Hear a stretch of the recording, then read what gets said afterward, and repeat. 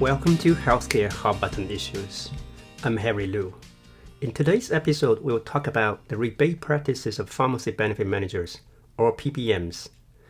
I will explain why regulating PBMs' rebate practices is not going to address the public's concerns. On June 7th, the Federal Trade Commission launched an inquiry into the prescription drug middleman industry, that is the PBM industry. They are requesting documentation and records of business practices from the 6 largest PBMs.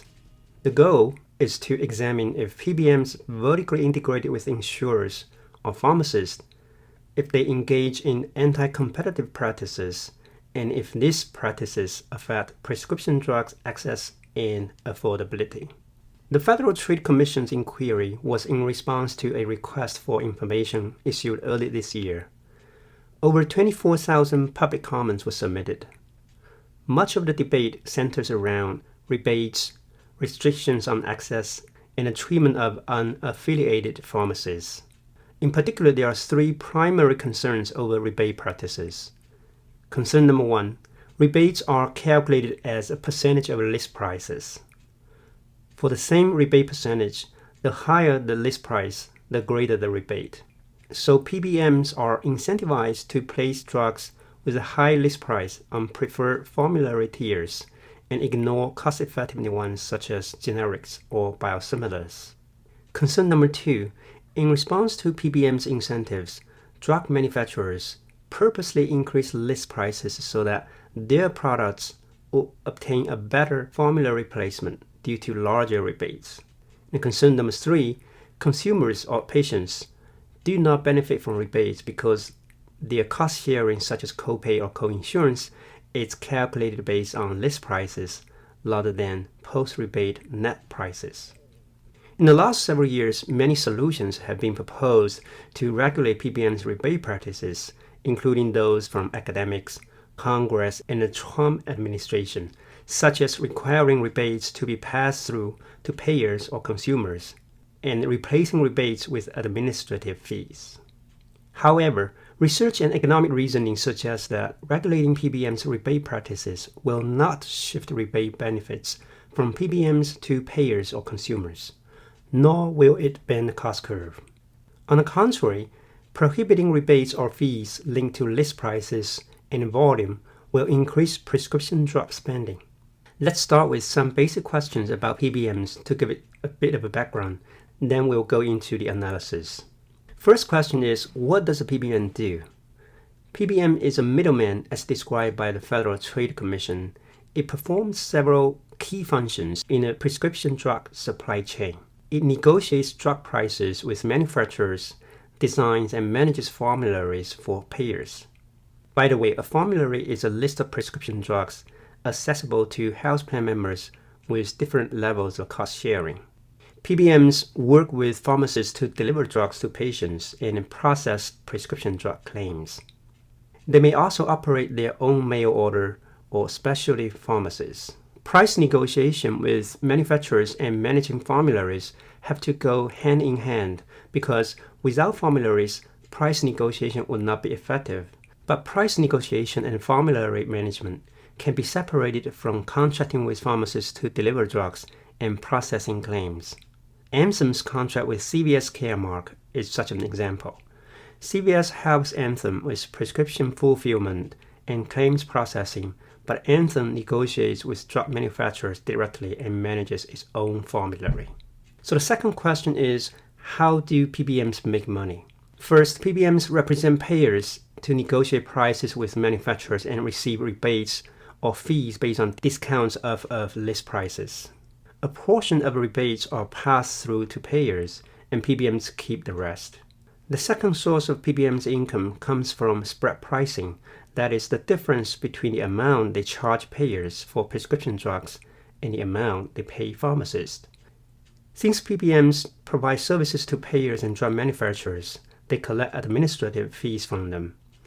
They also charge pharmacists direct and indirect remuneration fees based on performance measures. In addition, PBMs earn money from operating their own mail order or specialty pharmacies. According to PBM Accountability Project, in 2019, The industry earned a total gross profit of $28 billion, with $7.3 billion, or a quarter of gross profits, from retained rebates or manufacturer fees linked to list prices and volume. $11 billion, or 40%, from payer fees, spread pricing, and fees from pharmacies. $10 billion, or about a third, of gross profits from operating affiliated mail order or specialty pharmacies. The third question is, how much value do PBMs generate for the society? As middlemen, PBMs have to provide value to both payers, for example, plan sponsors and employers, by securing lower prices, and to drug manufacturers by realizing a larger sales volume. The primary source of value generation is economies of scale because PBM's core business is essentially a volume discounting model. The more lives covered or pharmacists contracted, the greater their negotiation power and the larger the sales volume. Of course, their know-how in formulary management and claims processing plays a role as well. A study was published last year. It analyzed multiple years of data on anti-cholesterol drugs. The authors concluded that, compared to a scenario where drug manufacturers sell directly to payers and consumers, PBMs reduce payments to drug manufacturers by 23% and save prescription drug costs by 18%. By pure coincidence, the U.S. Government Accountability Office conducted a study in 2003 for federal government employees. They estimated the same amount of savings, that is 18%, because of PBMs. Here comes our analysis. Why regulating rebate practices would not work. PBM's core business is based on volume discounts. By offering concessions in prices, drug manufacturers compete for better formulary status and thus a larger sales volume. In other words, the consequence is serious if PBMs are not allowed to leverage their economies of scale, just as surgeons are not allowed to perform surgeries using their hands. Any regulations limiting PBM's ability to negotiate will kill value generation. Therefore, part of the compensation of PBMs must be tied to rebates or discounts obtained from drug manufacturers. Otherwise, PBMs are not going to try their best to bring down the prices, and every market player loses, including manufacturers, payers, and consumers. In addition, the distribution of value created by PBMs, that is, who gets a slice of the pie, depends on the market structure. The market structure is determined by the number of players and the market share of each player. The more concentrated a market, that is, fewer players and the larger market shares, the larger the slice of the pie. For example, if PBM market is concentrated but the insurance market is not, much of the value will accrue to PBMs and vice versa. If the insurance market becomes more competitive, a larger portion of value will be captured by consumers. It is also the case that if the market structure does not change, the allocation of value generated by PBMs will not change, barring heavy-handed regulations. Any attempt to change rebate practices will result in either shuffling dollars around by PBMs or simply renaming revenue buckets. With this as the backdrop, let's look at several proposed solutions to the rebate problem. Some proposed to require rebates to be fully passed through to payers. Under this scenario, PBMs could simply put the share of rebates belonging to them under fees charged to drug manufacturers, leaving the rest for payers. This seems consistent with what PBMs are doing.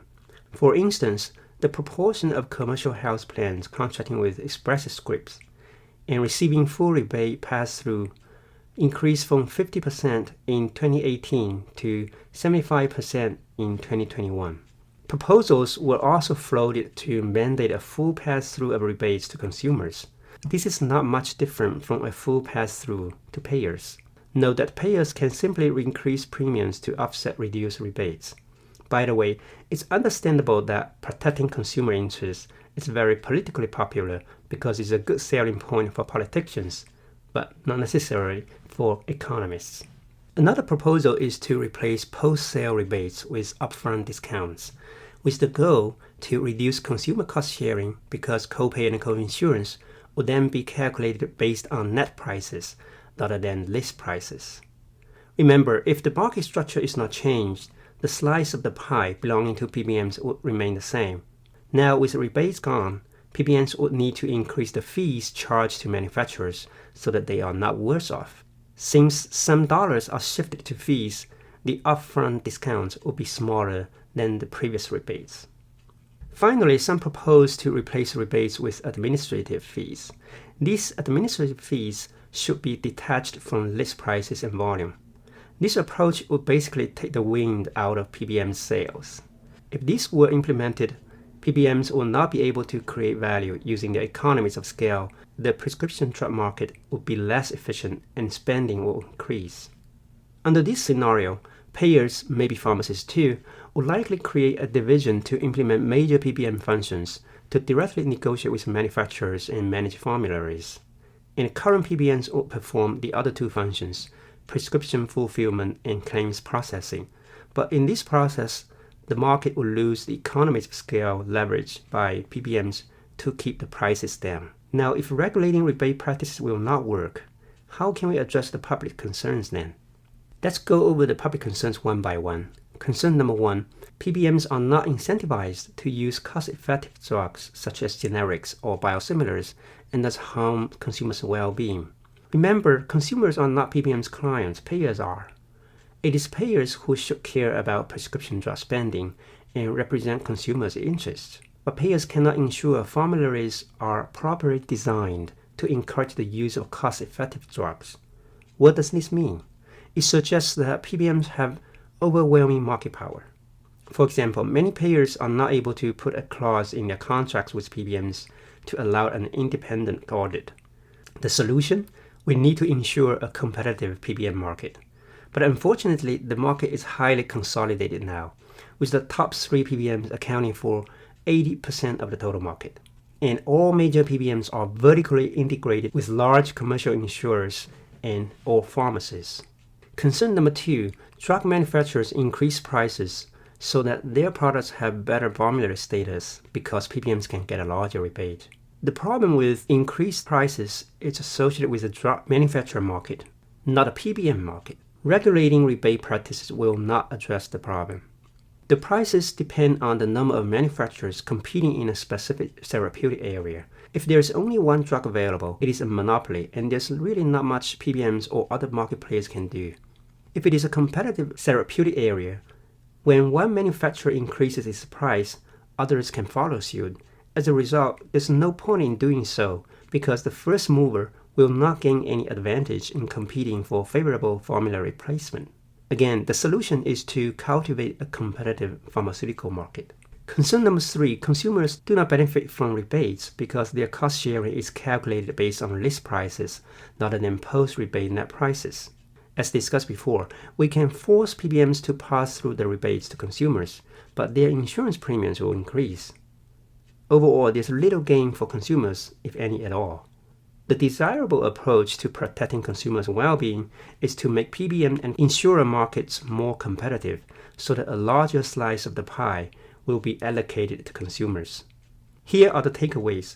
Despite a public outcry over PBM's rebate practices, directly regulating rebates will not ensure that payers or consumers receive more benefits from rebates, nor will it bend the prescription drug cost curve. The best way forward is to maintain and increase competition in the markets of drug manufacturers, PBMs, and payers. Okay, that's all for today's episode. Thanks for listening. Please let us know the topics of your interest. I will see you next time.